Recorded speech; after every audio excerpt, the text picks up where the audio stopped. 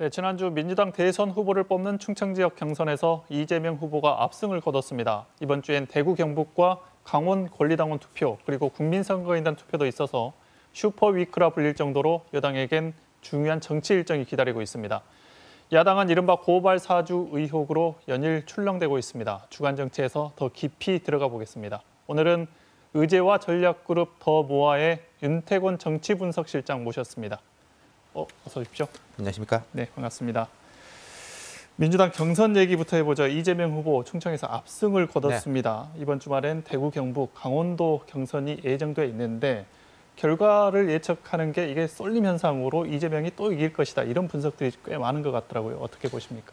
네, 대구, 경북, 강원에서는 조금 강세가 이어질 것 같습니다. 특히 이재명 지사가 경북 출신 아니겠습니까? 또 자기 지역 출신에 대한 기대감도 있을 것인데, 하지만 대구, 경북, 강원은 사실 민주당 전체 지지층에서 비하면은 비중이 낮은 지역이고, 지금 제일 관심은 결국은 광주, 전남, 호남으로 쏠리고 있는 거죠. 바로 뒤로 연결되니까 이재명 지사 입장에서는 광주, 전남, 호남에서 완전히 승기를 굳혀서 뭐 여기서 이제 게임을 끝내겠다 이런 것이고, 이낙연 후보 입장에서는 여기서 승부를 봐야 된다. 나에게 뒤는 없다.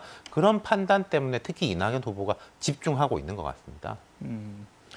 관련해서 오늘 내일 일정을 이낙연 캠프에서 공개를 했는데 네.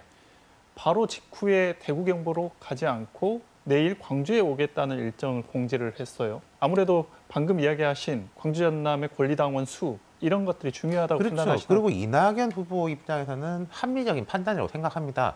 지금 사실은 코로나 국면이기 때문에 어느 특정 지역에 가가지고 샅샅이 이렇게 뭐 시장을 가서 악수를 한다든지 이런 것도 쉽지가 않지 않습니까? 그럼 대구, 경북이나 강원에 있는 민주당 지지층한테 메시지를 보내는 것도 광주에서 뉴스를 많이 타는 게 그쪽에도 메시지를 보낼 수 있고, 여기서부터 사실 추석 연휴까지 이어지기 때문에 광주, 전남에 완전히 올인한다. 이런 시그널을 보내기 위한 판단인 것 같습니다.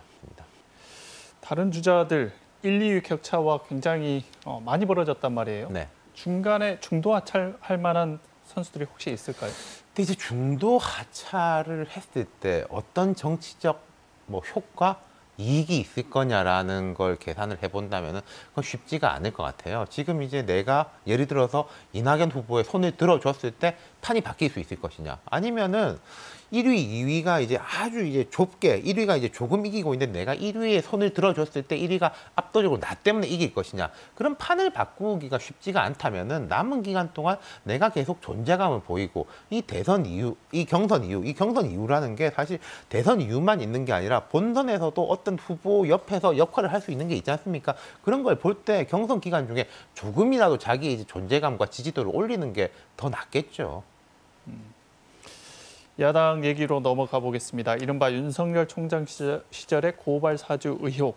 일단 이게 신빙성이 있느냐 궁금해하는 분들이 많을 건데 어떻게 보십니까?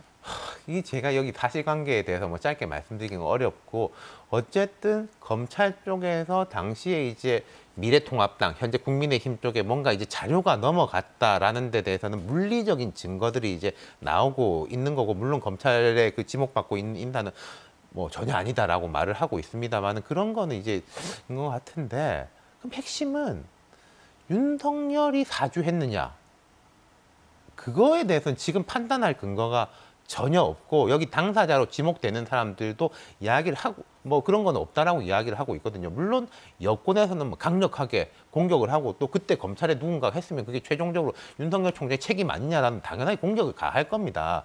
근데 이제 몇 가지로 좀 볼 수 있는 게, 사실 저희는 항상 위기보다 위기를 다루는 태도가 어떠한가. 예를 들어서 여권의 이재명 지사를 보면 네거티브에 대한 대응이 아주 참 능수능란하거든요. 윤석열 후보도 이제 그런 능력을 보일 수 있을 것인가, 이제 첫 번째가 있을 것이고, 그 두 번째는 이 사안에 대해서 야권 지지층에 어떤 영향을 미칠 것이냐.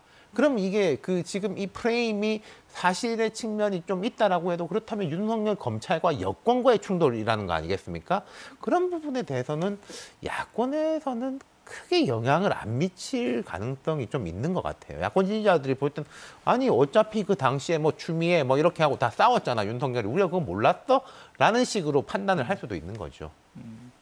혹시 윤석열 후보가 너무 앞서 나가니까 그 국민의힘 내에서 경쟁하는 캠프 쪽에서 흘러나올 수도 있겠다. 이런 의심들도 꽤 있는 것 글쎄요. 같은데. 그러니까 뭐 어느 당이든지 간에 네거티브 공방 또 이제 상대를 이제 끌어내리기 위한 그런 것들은 많습니다만은 제 생각에 그걸 이제 대놓고 언론에 제보를 직접 하는 거는 역풍의 소지가 너무나 크니까 만약에 이게 어느 캠프의 인사가 한 걸로 밝혀지면 그 캠프는 국민의힘 진영 내에서 사실 발을 붙이기가 어렵지 않겠습니까? 또 하나 눈에 띄는 게 요즘에 홍준표 네. 의원이 이렇게 급상승하고 있는 것. 이게 눈에 굉장히 띄거든요. 어떤 이유로 보십니까? 그 축 중에 하나가 여론조사상으로 볼 때는 여권 지지층 광주 전남이지 않습니까? 저도 사실 오늘 와가지고 만나는 분마다 붙잡고 한번 여쭤봤어요. 그러니까 이제 고개를 갸웃거리기도 하고 그러시던데 역선택이라는 게 뭐 엄밀한 과학적 표현은 아닙니다만은 여권 지지층이 봤을 때 저 사람이 되면 우리한테 조금 유리할 수도 있겠다라는 뭐 판단을 이제 흔히 역선택이라고 하지 않습니까? 그런 것도 있겠지만은 어쨌든 전반적으로 올라가고 있는 것만은 분명하다.